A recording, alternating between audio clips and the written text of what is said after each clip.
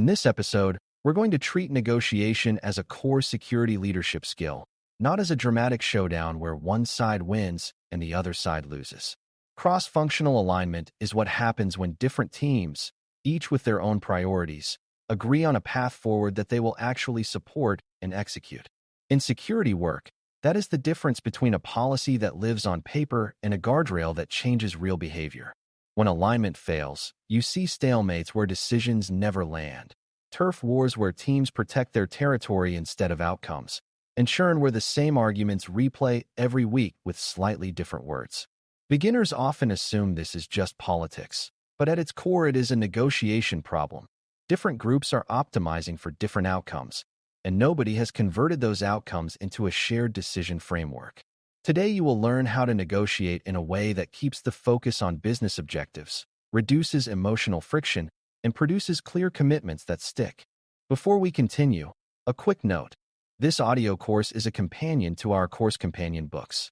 The first book is about the exam and provides detailed information on how to pass it best. The second book is a Kindle-only ebook that contains 1,000 flashcards that can be used on your mobile device or Kindle. Check them both out at cyber.author.me in the Bare Metal Study Guide series. A good negotiation begins by recognizing why cross-functional disagreement is normal, because treating disagreement as a threat makes you react defensively instead of strategically. Product teams often prioritize speed and user experience. Operations teams prioritize stability and predictability. Finance teams prioritize cost control. Legal teams prioritize defensibility. And security teams prioritize risk reduction and trust.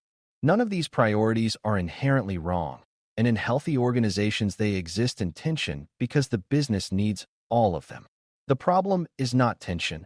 The problem is unmanaged tension, where teams argue from their own viewpoint without a shared way to compare trade-offs. Negotiation is the process of managing tension so it produces a decision instead of paralysis. When you enter negotiation with the assumption that the other team is irrational or hostile, you create a turf war before you even start. When you enter with the assumption that the other team is protecting a real constraint, you can search for a solution that respects that constraint while still protecting critical objectives. To avoid stalemates, you need to start with the decision, not the debate, because many conflicts drag on simply because nobody has defined what decision is actually being made. A negotiation stalls when people argue about everything at once, including goals, scope, timing, and ownership, without isolating the specific choice that must be made now. In strategic security work, a decision might be whether to accept a risk, fund a mitigation, delay a release, or adopt a standard guardrail across teams. If you cannot name the decision in one sentence, you are not negotiating yet, you are just talking. Naming the decision also helps you set boundaries, because it clarifies what is in scope for agreement and what is not. This reduces churn, because people stop reopening unrelated issues. Once the decision is defined, you can ask what information is needed to make it, who has authority, and what timeline exists, which turns a vague conflict into a structured path toward resolution. From there, the next step is aligning on shared objectives, because negotiation becomes much easier when everyone agrees on what success is supposed to protect. Security negotiations go badly when they are framed as security versus business, because that framing suggests one side is anti-business and the other is anti-security. A better frame is business success with managed risk, because that is what strategy is. Shared objectives might include protecting customer trust, maintaining service reliability, meeting contractual commitments, and enabling delivery without unacceptable exposure. When you articulate shared objectives, you give the other team a way to agree with you without feeling like they are surrendering. This is especially powerful because teams want to be seen as supporting the organization's mission, not as blocking it.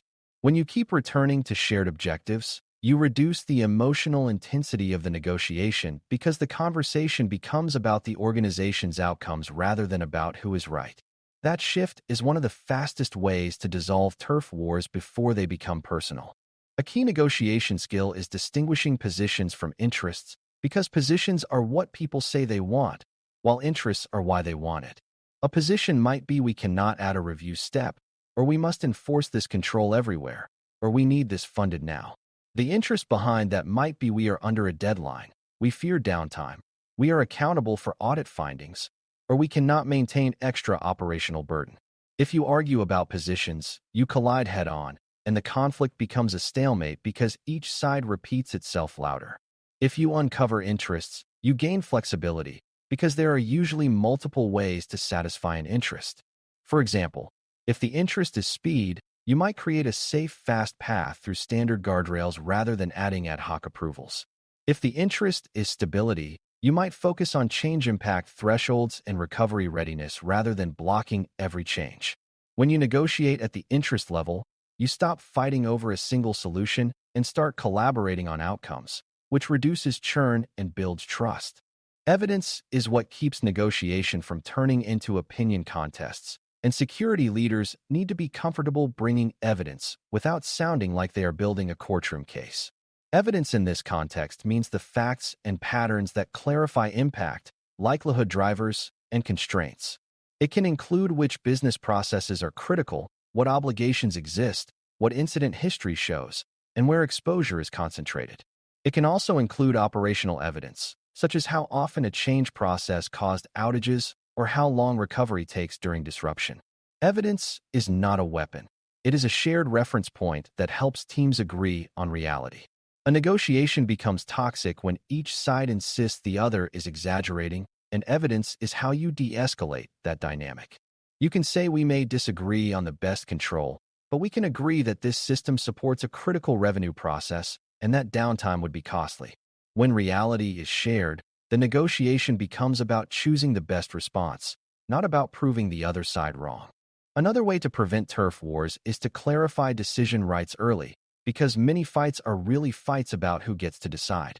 A product team might feel that security is taking over product decisions, while security might feel that product is taking risks on behalf of the whole organization without accountability. The solution is to make decision ownership explicit, especially for risk acceptance, where authority matters. A useful mental model is that those who own the business outcome should own the decision to accept risk that threatens that outcome, while security provides the risk analysis, options, and guardrails to make the decision informed and defensible. When decision rights are unclear, negotiations become power struggles disguised as technical debates. When decision rights are clear, negotiations become collaborative problem-solving because people know who is responsible for the final call and what inputs are required.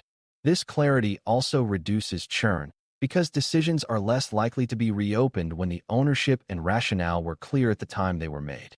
Cross-functional negotiations often break down over timing, so learning to negotiate timelines without creating stalemates is crucial. Teams may agree on what should happen, but disagree on when it is feasible. Security may see an urgent exposure, while delivery teams may see a deadline that cannot move, and both perceptions can be legitimate. A strategic approach is to negotiate in phases, where the first phase reduces the most dangerous exposure quickly and the later phase completes the more comprehensive improvement. This prevents the false choice between do nothing and do everything. It also respects the reality that change has cost and friction, and those costs must be managed. The point is not to lower standards. The point is to sequence actions so the business can keep moving while risk is reduced. When you pair phased actions with clear milestones and owners, you reduce churn because the plan becomes measurable. Teams stop revisiting the same debate because they can see progress and know what comes next. A frequent source of stalemates is mismatched language, where teams are using the same words but meaning different things, so they talk past each other. Security terms like risk, critical, sensitive, and compliance can be interpreted differently by different groups. A practical negotiation move is to define key terms in plain language and tie them to observable criteria. Sensitive data can be defined by its consequences if exposed. Critical systems can be defined by their impact on business processes, and high-impact changes can be defined by what they can disrupt. This kind of definition work sounds basic, but it is powerful because it removes ambiguity that fuels conflict. When definitions are clear, you can build guardrails that teams can follow without constant arguments about special cases. Definitions also make exception handling cleaner, because exceptions are easier to judge against criteria than against feelings. In strategic security, clarity of language is a form of alignment, because it creates shared understanding and shared understanding is the foundation of negotiated agreement. Negotiation also improves dramatically when you shift from arguing about solutions to comparing options, because options make trade-offs visible. In a security negotiation, you often have multiple ways to reduce risk, such as limiting exposure, improving detection, strengthening recovery, or adjusting process guardrails. When you present options, you can compare them in terms the business understands, like cost, speed, operational friction, and risk reduction. This is where terms like service level agreement, SLA, and key performance indicator, KPI, become useful because they connect choices to measurable expectations. After first mention, SLA and KPI become the shared shorthand for what performance must be protected. Options also help executives make decisions faster, because decision-makers rarely want a single recommendation without alternatives. By offering a small set of well-framed options, you turn negotiation into selection rather than argument. Selection is psychologically easier than argument because it feels like progress, and progress is the fastest antidote to churn. To negotiate without churn, you also need to manage commitments carefully, because churn often happens when agreements are vague or when follow-through is not visible. A useful strategic habit is to restate the agreement in plain language, assign owners, define timing, and specify what done looks like in terms of outcomes. This is where commitments become real rather than social. When commitments are clear, teams can plan their work, and leaders can allocate resources confidently. When commitments are vague, people reinterpret them under pressure, and the negotiation reopens. Visibility is part of this, because if an agreement is not visible, it is easy for it to be forgotten or disputed. This is not about creating bureaucracy. It is about preventing the organization from wasting time repeating the same conversations. Clear commitments also protect relationships because they reduce blame. Instead of saying you never did what we talked about, you can say we agreed on this outcome by this date, and we need to understand what blocked it. A cross-functional negotiation also benefits from understanding incentives and designing agreements that make compliance easier than resistance. If a team experiences a new guardrail as pure pain, they will comply only when forced, and forced compliance breeds turf wars. If the guardrail is designed to fit their workflow and reduce uncertainty, they are more likely to adopt it willingly. For example, a guardrail that creates a predictable, fast path for low-risk changes can satisfy speed incentives while still protecting stability. This is where return on investment, ROI, thinking matters, because teams and leaders want to know what benefit they gain from the cost of adoption.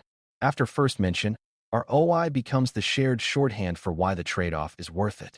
Negotiation is easier when you can show that a security ask is not just a constraint, but an investment that reduces firefighting, improves reliability, and prevents disruptive incidents. When stakeholders see value, alignment becomes natural rather than forced. Even with good structure, negotiations can heat up, so it helps to know how to de-escalate without giving up the substance of your position. De-escalation begins with acknowledging the other team's constraint in a way that does not concede the risk, because people calm down when they feel heard. You can say you are under a deadline and cannot absorb a large change right now, and at the same time we need to reduce this exposure because the potential impact is too high. This keeps both truths on the table. You then redirect to shared objectives and options, because options create movement. You also avoid personal language and keep the conversation anchored in outcomes and evidence. When emotions are high, it is tempting to argue harder, but arguing harder usually produces defensiveness and stalemate. A calm strategic posture is more effective because it signals that the conversation is manageable. On an exam, the best answer is often the one that preserves relationships while still protecting objectives, because long-term security success depends on collaboration. Another way to avoid turf wars is to treat alignment as an ongoing system, not as a one-time win, because many conflicts return when the organization changes. New projects, new leaders, and new constraints can reopen old questions, and if you rely on personal influence alone, you will constantly renegotiate the same ground. Strategic leaders convert recurring agreements into durable guardrails, definitions, and decision paths, so alignment scales. This does not mean writing heavy policy for everything. It means capturing the patterns that cause repeated conflict and building a standard approach. For example, If release timelines repeatedly clash with security review, the solution may be a standardized review threshold based on impact, paired with pre-approved patterns for common work. That kind of system reduces churn because teams know the rules of engagement before conflict begins. It also reduces the perception that security is arbitrary because decisions are guided by shared criteria. Over time, these systems create a culture where negotiation is about exceptions and special cases, not about relitigating fundamentals. As you develop this skill, it helps to remember that negotiation is not about being agreeable. It is about being clear and collaborative at the same time. You protect the organization by insisting that critical objectives and risks are taken seriously, but you also enable the organization by finding paths that teams can realistically execute. You avoid stalemates by defining decisions, clarifying decision rights, surfacing interests, and using evidence to establish shared reality. You avoid turf wars by focusing on shared objectives, respecting constraints, and keeping the conversation about outcomes rather than identity or authority. You avoid churn by creating clear commitments, making them visible, and converting repeated debates into durable guardrails that scale. This is the kind of strategic leadership the GST-RT perspective values, because it recognizes that security is implemented through relationships and systems, not through isolated technical actions. When you can negotiate alignment in this disciplined way, you help the organization move faster with less risk, and you build trust that makes the next negotiation easier. To close, negotiating cross-functional alignment without stalemates, turf wars, or churn is the practical art of turning competing priorities into shared commitments that protect business outcomes. You begin by naming the decision clearly and anchoring the conversation in shared objectives, so negotiation is about protecting success rather than winning arguments. You uncover interests beneath positions, use evidence to build shared reality, and clarify decision rights so the discussion does not become a hidden power struggle. You compare options using business-relevant trade-offs, including performance expectations like SLA and measurement signals like KPI, and you structure agreements in phases when timing constraints are real. You prevent churn through explicit commitments with ownership, timing, and clear definitions of done, and you design guardrails that fit real workflows so teams adopt them willingly. When emotions rise, you de-escalate by acknowledging constraints while keeping objectives and risk visible, which preserves relationships without surrendering substance.